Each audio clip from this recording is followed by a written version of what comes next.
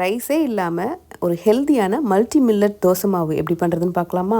இதுக்கு 2 cup குதிரவாளி, 1 cup வெள்ளைச்சோளம், 1 cup கேழ்வரகு, அப்புறம் 1 கப்பு உளுந்து. இது 4த்தையும் ஒன்றா போட்டு நல்லா ஒரு 3லேருந்து 4 வாட்டி வரைக்கும் நல்லா வாஷ் பண்ணிக்கோங்க.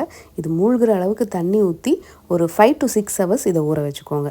இது நல்லா ஊறிட்ட பிறகு நீங்கள் இதை மிக்ஸி ஜார்லேயும் அரைச்சிக்கலாம், இல்லை கிரைண்டர்லேயும் அரைச்சிக்கலாம். பதம் வந்து நம்ம நார்மலான இட்லி தோசை மாவு என்ன பதத்தில் இருக்குமோ அதே மாதிரி தான் நம்ம அரைக்க போகிறோம். இப்போ வேண்டிய அளவுக்கு உப்பு போட்டு கையை வச்சு நல்லா மிக்ஸ் பண்ணிக்கோங்க. இதை நம்ம ஓவர் நைட் புளிக்க வச்சிட போகிறோம். ஸோ இந்த மாவில் நீங்கள் இட்லி செஞ்சாலும் சாஃப்டான இட்லியும் கிடைக்கும். அதே சமயம் இதே மாவில் நீங்கள் தோசை ஊற்றுனீங்க அப்படின்னாலுமே நல்லா கிறிஸ்பியாக இருக்கும். நீங்கள் சொன்னால் மட்டும்தான் தெரியும் இதில் ரைஸே இல்லை அப்படின்றது. நல்ல கிறிஸ்பியான தோசை ஒரு சாம்பார் இல்லை சட்னி வச்சு சாப்பிட்டீங்க அப்படின்னா செம்ம சூப்பராக இருக்கும். நார்மல் தோசையை விடவே டேஸ்டியாக வாசனையாகவே இருக்கும். ட்ரை பண்ணி பார்த்துட்டு எப்படி இருந்துச்சுன்னு சொல்லுங்கள்.